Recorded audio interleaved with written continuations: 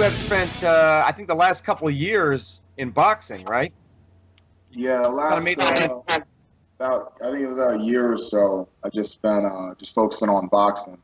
The last time I defended my belt, I broke my hand again in MMA. That was surgeon error. He when he went to fix my hand, it just he was a good surgeon for I guess everyday people, not for professional fighters.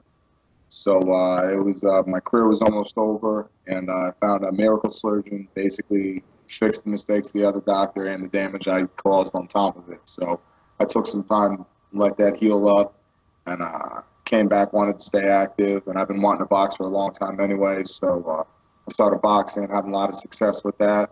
And then the more boxers I knocked out, the more I wondered how my hands are going to be in MMA if I go back. If I'm knocking guys out that all they do is throw hands, then let's see what happens.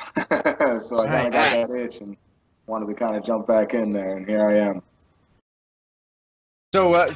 So you got the call from Ring of Combat to defend your belt. Is that kind of how did it happen? Well, I had a lot of people kept asking me when I'm getting back into MMA. A lot of people, approaching me, asking me. I'd go to Ring of Combat shows to watch some of the other guys fight, and support the show. And, people were just coming out to me when you fight. And then, I got the itch, and, I saw Lou after the show, and had a phone call about a week later, and that was it. So I want to ask you, Brendan, when you find out who your opponent is, what is your process of then going into your fight camp and learning maybe his new techniques? Like, what was this fight camp like for you? Well, I've been basically almost in training camps, one to the next, for almost the past 2 years. As soon as I got cleared to start training with my hand again, I haven't stopped. I was boxing for a bit there almost every month, and then I had some opponent issues and some fights fell through. But I've always been training constantly. So this one was a little different. I was already in great shape coming into the camp, just coming off another camp. So I just focused in now, switching back to MMA. I started out with some more strength and conditioning, and then just worked back into making the transition back into MMA. It's nice to go into a camp when you're already in fight shape, so you can kind of be hitting the gas pedal the whole time. Yeah. Instead of having to spend the first half of your camp getting into shape and then training your technique. So it's been a really great camp. What got you into fighting? Like, what age did it really bring to your attention? Like, was it the Andre the Giant when you were little? Was it Muhammad Ali? What sparked your interest in being a fighter? I can remember the first fight I ever remember seeing was a replay of Mike Tyson versus Spinks. I was walking down the stairs and I saw my dad standing up in the living room, and he goes, "Man, come here, Brendan, you got to see this. This is incredible." I had no idea what it was. I go in there and I just see this guy level another man to the point where I thought he killed him. And I saw that as a kid, and I was like, wow, this guy's crazy. And I'm thinking initially all fighters are like that. And I think I always had that in the back of my head that every fighter out there was Mike Tyson. So I actually never thought about fighting. It was just, I was like, that's not me. I was going to be a veterinarian. Then I realized, ironically, with my job description, I'm a little too sensitive to deal with sick animals all the time. Ironically so. So I switched over to business accounting and finance, and I was going to go to law school. I got into a car accident my senior year in college, taking a study break, and didn't graduate on time. After that, used up the scholarship money, used up financial aid, and was miserable and depressed. I looked back on life and said, whatever made me happy? The only thing I came up with was competing. At that point, wasn't really much to do to compete. And I never saw myself fighting, but apparently everyone that knew me did, and they were always in my ear about it. So I was like, I'll look into it. And when I realized it was two men going in competing out of respect and skill, and it's a sport, they're not going in there angry just to brawl out. I said, what, I think this is something I could do. Got the shape, started training, and never looked back. Here I am. What was your first live MMA event that you went to? Well, I went to a Nagi event because I had back then. It was Wild West, man. I remember when I started out, I had a buddy of mine teaching me Muay Thai. Nice. And I had these other guys teaching me judo. And I walked in and just fought. I went to a Nagi event. This other trainer was like, oh, I'll get you a fight, I'll get you a fight. Never got me a fight. I went and did a Nagi event with 5 judo classes. I mean, I had my collegiate wrestling background, but I walked in with 5 judo classes. They kicked me out of 3 or 4 different divisions thinking I was sandbagging. And I'm like, I don't even know what's going on. I don't even have a coach here. I don't have anything. I just took a couple classes and showed up. So Kip Collar came over, apologized for the confusion, gave me most of my money back, and I said, hey, I'm sorry, I'm not trying to mess nothing up. I was supposed to get a fight, and it didn't happen, so I came here. He goes, you want to fight in November? Absolutely. He goes, you're fighting in November. That's how I got my career started. I actually came back to Wildwood that night, watched the fight. That was the first time I ever saw an MMA fight. Next time I saw one, I was getting in there myself. So, Brendan, some of our listeners have a question for you. They want to know if you've trained much Brazilian Jiu-Jitsu, because you mentioned judo and, of course, your wrestling background. But what about BJJ? Yeah, I've definitely trained over the years a lot of Brazilian Jiu-Jitsu at a lot of different places. I've been very fortunate, able to travel a lot in my training between New York City, Pittsburgh. I've been out in Oregon, and this training camp I've been out in Cape Cod for basically the whole camp, and I'll finish up getting some more work in New York City.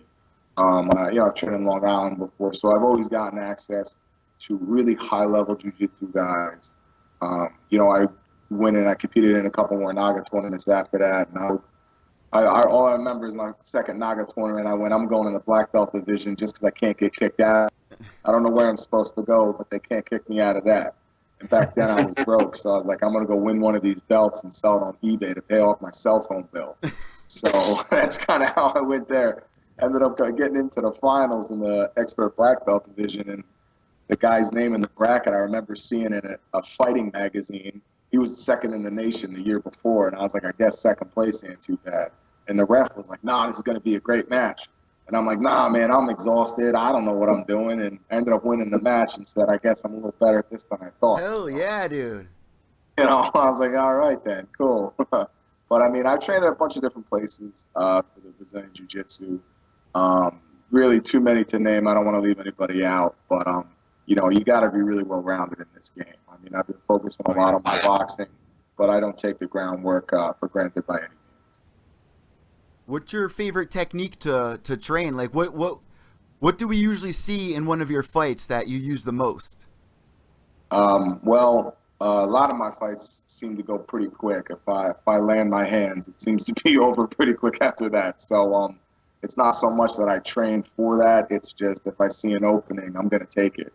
If I didn't knock them out with the initial punch, usually they fall down, and whatever I see open, I try not to go into a fight with a set game plan, because the only fight of mine that ever went to a decision, and the only one that I ever had to went to a decision, I had the wrong game plan. I said I didn't spar with any tall guys this fight, so I'm going to take him down and beat him up. Even though he was much taller, had the reach and everything else, looking back at the footage, I won the striking standing every time, and I should have just kept it standing, so then that taught me, at least I won the fight, but that taught me a valuable lesson. Don't get set and stuck in one game plan. Be open to whatever happens, be ready for anything. Hey, Brendan, I wanted to ask you about kind of move away from fighting. Well, it's sort of related to that. You were actually on the cover of O Magazine. Oh, I wasn't on the cover, but I was definitely the inside cover. It's like okay, whatever it was. Yeah, I don't remember where they put me. It's like one of these things is not like the other. You know what I mean? It's like all these people from different walks of life, and then there's you in your fight shorts. Yeah. I guess, it's everyone always asks me that. Basically just networking. I'm a businessman, and just keeping good friendships and, good relationships with people. Ironically, of all people, that was an ex-girlfriend of mine saw the post somewhere. I guess they were one of the producers or editors' friends in O Magazine, knew someone in this other world that she knew somehow. She saw it, and it was like, just looking for people that drank tea that didn't fit the mold. And she kept begging me, go apply, send your info. I'm like, they're not putting freaking fighter in O Magazine. There is no way that's going down. She wouldn't let off it. And finally I said, fine. I sent an email before I even walked away from my laptop. I had a response asking me to go to New York the next day. I went up there, and they told me to actually they told my ex. I felt bad because they wanted to meet her too, and I got in the article and she didn't. So, but I felt kind of bad, but it was just just putting things out there everywhere. Something says, hey, look into this. I look into it, and interesting things seem to happen. And next thing I know, I'm sitting here in New York City with all these people. They didn't even tell us Oprah was coming. And they're positioning us for hours and hours. This thing was going on all day, and all of a sudden, you just hear this people start cheering. And I look over, and in walks Oprah, dancing, being Oprah. And then everyone's like, oh, my God, it's Oprah, it's Oprah. And I'm the only one who went, oh, my God, there's Oprah, and I'm standing here half naked. So I was like, hi. So what did they cover? What did they cover about you in the article? They just wrote some info about me, my fight career and stuff like that, and then different things on how I would drink tea, to calm down from training, or on my way to training, or at night trying to calm your body down, and then obviously I even mentioned P.F. Chang's in there and how I looked up the tea they had at P.F. Chang's. Well, they ended up printing something like that about Chang's at the Tropicana in the article, and let's just say I got taken care of there for quite some time. Yes. What a place to get taken care of too, right? Yeah. Oh, I love that place, man. You'll find me there when I go to the fight after weigh-ins. You'll find me there the day of the fight, and they stay open for me after the fight every time. So, dude, that's awesome. You're in Tropicana down there, you're gonna see me at PF Chang's. So I got another question for you really quick. Behind you, is that a comic book hanging on the wall behind you, your back right? I'm not even sure. I think that's like an old school album cover. That's my boy's stuff. I've been out here staying at his place. Yeah. I was like, I wonder what's in the background. I'm not even sure, to be honest. That's right. You're out in Cape Cod. I love having fighters from the East Coast, but what's the main difference for all of our listeners? Because we have people listening all around the world. What's the difference to you between New Jersey and Cape Cod? You know what? It's for me at this point in my career, I seem to be, if I'm in a better place mentally, and my environment is more calming and relaxed around me, it'll prepare me better for a fight, sometimes and physically. But, I've been coming out to Cape Cod, to visit my boy out here, and, I started doing some CrossFit training out here and just doing it for cardio. It started out as I was coming out here, helping him out with a couple things and get into some shape with some CrossFit, just test my cardio and whatnot. He needed more help. I was getting good training, and I just never left. Next thing you know, I'm here for the whole training camp, and it's been phenomenal. But a lot of different guys coming out, helping me, and a lot of different other gyms inviting me in and working with some big monsters and some killers. So it was unexpected and worked out beautifully. Very I guess serendipitously. Dude, that word's been coming up so much in my life lately, and I never really heard it that much until this month. So that's just so crazy that you just said that, honestly. But what were you saying, Ted? My bad, boss. Yeah, no, it's all right. I was going to ask Brendan about, well, Ann had a question about your training in Oregon. I know that I think you met some folks, if I remember correctly, correct me if I'm wrong, but it's a few years back, you met some people through Facebook, and that's how you were able to get out to Oregon. But so Ann wanted to know what gym you trained at out that way. I was training out with Next Level, where Nate Quarry's gym. He was training out there with a bunch of those guys. It was phenomenal training, and yeah, how crazy. Someone just been friendly over the years, they were a big fan, and knew a lot of people in the industry, and we would just always talk back and forth. They saw I had a fight coming up. They reached out to me, and they're like, how's training camp going? And I was like, honestly, not good. The guy that was supposed to be helping me and work with me just disappeared. And they were like, I already spoke to, Nate and his trainers and stuff out there, and they were just like, you got an open door and you got a place to stay. I was like, dude, I'm there. I bought a plane ticket, went out to Oregon, and it was a great experience. You know, I had a great success in that fight, so I went out there and started training again. I was supposed to train for a fight. The fight fell through after I was already out there. Ended up staying out there for 8 months, getting phenomenal training. All I did was eat, sleep, and train. It was pretty amazing. So I worked with what was it? It was Next Level. There's a couple other gyms. There were some guys, I think, at a live MMA and then the boxing gym over there. And then I went out to Washington, got some boxing with guys up there. I mean, it's very open kind of community over there in the fight community. So it was, you know, when I have someone like Nate, you know, especially then, he was still fighting back then, you know, didn't know me from a hole in the wall, just saw me in the gym, and we sparred the first day. And he comes up to me after class and just threw it out there to help. He's like, hey, man, you got great combinations, but you're not landing as much because you're not stepping enough with your punches. Put mitts on and started doing some drills with me right afterwards. You know, I mean, it was phenomenal. That's awesome, great. man. So, Brendan, I got to ask you, where do you see yourself going?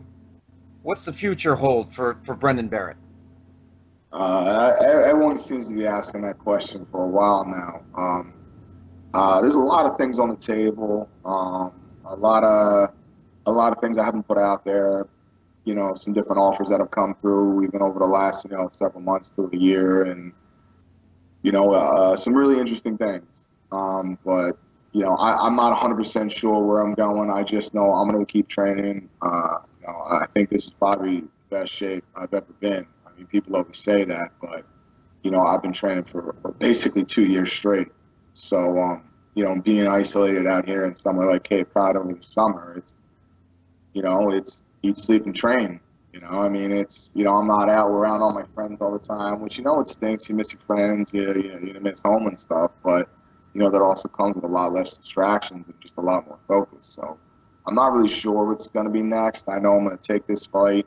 I got a potential offer for another fight quickly afterwards, but I'm taking a well-deserved and earned vacation the day after this fight. So I'm taking 2 weeks to disappear, and then we'll see where things fall into place after that. So, Brendan, now that we get to the end of this interview, I saw there was a question or two just from our listeners really quick, if Ted can look that up. And right after that, we usually hand the microphone over to you if you have any shout-outs, any promotions, or anything that you want to say. The floor will be yours. We just got the Pure Evil Army in there in the chat room. Ted, what was one of the questions? I know that one of them was, what weight class do you fight in? Oh, yeah. I talked about the Brazilian Jiu-Jitsu. That was a question from here, and where he trained in Oregon. Yeah. But yeah, Brendan, yeah. I just looked in there, right? Ted. I looked in there really quick, and I saw that said put in one more question, so I just wanted to get that out there from him. Yeah, Brendan. I'm a heavyweight. I used to fight at 205, and then I realized I was just cutting way too much weight. Way too much weight. Now, I don't think I could make 205 now if I cut both my legs off.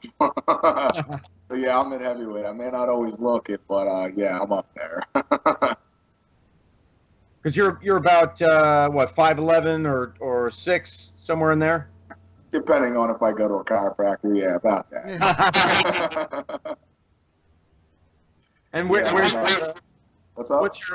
What do you hope to step on the scale at? What are you looking at? Honestly, I'm not sure. I haven't been on the scale recently in a bit here, but I know in this training camp, I've been my weight's gone from 255 to 245 back and forth almost the whole camp. So, you know, once I do that rest week before the fight and I really let everything heal up, I don't know if my metabolism's going to shoot through the roof and I'm going to come in a little lighter, or I'm going to rest up, everything's going to rebuild and come in heavier. You know, I'm really not sure. I just, you know, I try not to think about it too much. I just make sure I eat right, I take care of myself, and I just make sure whatever weight I'm at, you know, got the cardio and strength to go however long I need to go. Well, thank you so much, Brendan. I have no more questions for you. Ted, if you have any questions, but what we like to do at this point, or Ted, did you have one? Well, Saeed just wanted to know, Brendan, are you a southpaw or orthodox? Good question. I'm an orthodox fighter, but both hands have dynamite in it, so whatever one lands. Well, Well, thank you, Brendan, so much. It was a pleasure having you on. Seriously, cannot wait for your upcoming fight. I wish you the best of luck. Represent the East Coast in fashion. What we like to do now on Evil and Intoxicated is pass the imaginary microphone to you. If you have any shout outs, anything that you want to say, the floor is yours now, boss. No, I appreciate it, guys.